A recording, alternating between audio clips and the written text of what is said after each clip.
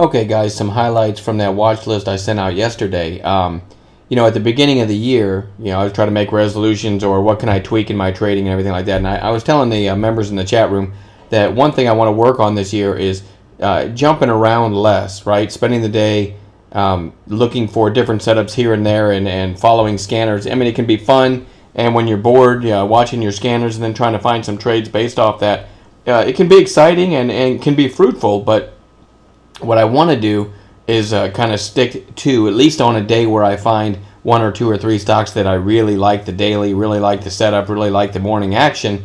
I want to do a better job of just sticking with those stocks. And I did okay today on MCP. I'm going to show you what I did with it here. This was on, take today's candle out of it, this was on our watch list because of this spike back here, then a secondary spike and kind of a little flag I set up over the 1050, 1060 area. This would get interesting, but you can see what it did. It gapped up.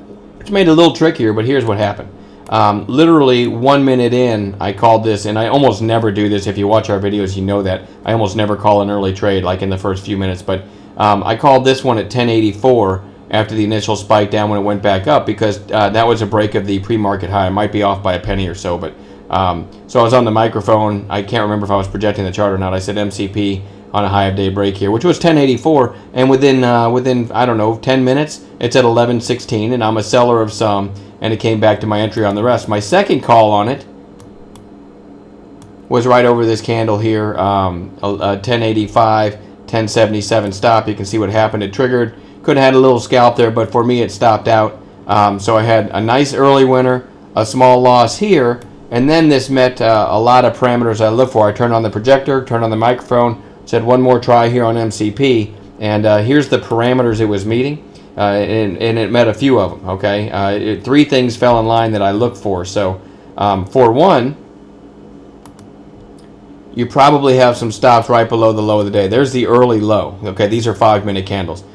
So I'm already kind of expecting what we call a stop run down here below the low of the day, and a great place to look for a reversal if there's going to be one. Now remember that daily chart. I love this daily chart, so that's why I kept going to it, and also this has a lot of shorts into it, in it. So I'm looking for a stop run and a possible reversal in the area where the circle is below the early low of the day. That's one reason I liked it here.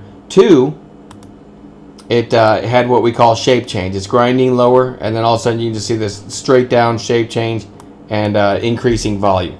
So that's indicative, excuse me, of a possible intraday bottom as well. And then three, couple those two reasons with three, when we use 15-minute candles, oftentimes you get a turn, a bounce on a strong stock right near the 8-period moving average on 15s. And it was also doing that when you switch to 15s. Now I have one monitor dedicated to charts where I have the 5 up, and then it populates smaller charts on that same symbol with 2s, 15s, 60s, and the daily. And so I don't have to switch around like I'm doing for this video. I can just, while this is unfolding, while I'm getting this shape change on 5s, right? I'm also seeing it on a different chart, hitting the 15, the 8-period moving average on 15s, and so on. So anyway, called this over this little red candle. This was my third trade in MCP for the day. 1071, worst case stop, 1059. There's only 12 cents risk, and you can see what happened. That was the low of the day, and just cranked, especially in the afternoon. And the daily chart, I talked about this stock more than any other today. I kept talking about the daily charts getting pretty now too, and this might gap. So I did overnight some from this area down here. Believe me, I sold most because I don't like being exposed to overnight holds, but did overnight a very small bit on MCP, and this looks really good. Looks like it could be multi-day from here. So that was 3 trades I called in MCP, and then really the only other call I made all day was VVUS. No one can accuse me of overtrading. VVUS, now if you watched the video last night, I also had this one on watch. I liked this move and then the flag break here. So you had a really nice move and you kind of had a flag here. So I liked it up to this area, up in this area for a run, but unfortunately you can see what happened. It gapped up above all recent highs, making it much tougher to trade. I would love to have not had the gap. I think we could have had a nice run. And I basically called it long over this tight base here with a stop.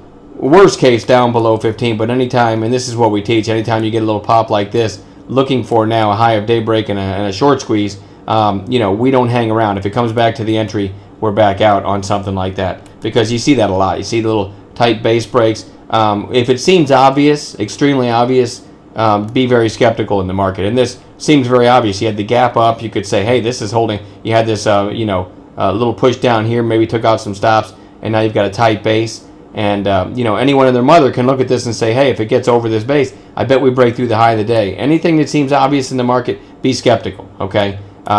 So that was just a flat trade probably for most members in the chat. And I want to highlight a couple of the All-Stars calls too. Stephen B., one of our All-Stars in chat, called CLF. And we already had this, if you watched our video last night, we had this on Bounce Watch because it's made a nice run, but then 3 very clean days down in a row. So how do we play that? Basically a break of the early high if we get any kind of narrow range. And Stephen B. was astute enough and alert enough to say, hey, everybody, CLF, I like it over the high of the day now. These are 5-minute candles, and here's the opening 5-minute candle today. So you had a nice early sell-off, and then an early pop, and then a very tight range. Well, not very tight, but a range here. So Stephen B. liked it over this range. 37.71. Look what happens. Pretty quickly to 38.19. Little pullback, and then it even goes further all the way to 38.60. It almost went up a buck. Went up 94 cents. The stop was probably about 30 cents below that base, but a great alert by Stephen B. R. Brown from our chat room also called FIO as a bottom feeding play, literally right here. And that's that. If you've seen any of our videos, we talk about for reversals, we talk about PFPDs, which is a potential final push down, which means you loosely connect the tops of the candles and you'll see a shape change on increasing volume. This is what an possible intraday bottom looks like. And he called, R. Brown called this as a long at 2080 right there. And worst case low of day stop for anyone who trades with stops. And you got a nice 50-cent move there and a great alert by R. Brown. Trust me, several other great alerts, but at the end of the day, I don't want to have to scroll through the chat archives and find them all. So I try to highlight a couple all-star picks when I can. But oftentimes, if you just see a video highlighting my own calls, it's not because I think I deserve all the accolades. It's because flat out I'm too lazy by the end of a trading day, too worn out to scroll through all the chat calls. But some good stuff in the chat room today. And like I said, I did a good job focusing on MCP, and I milked a whole bunch out of it. So, more than double my daily goal today. Really just mostly focusing on MCP. All right, I'm going to quit babbling. We'll talk to you guys later.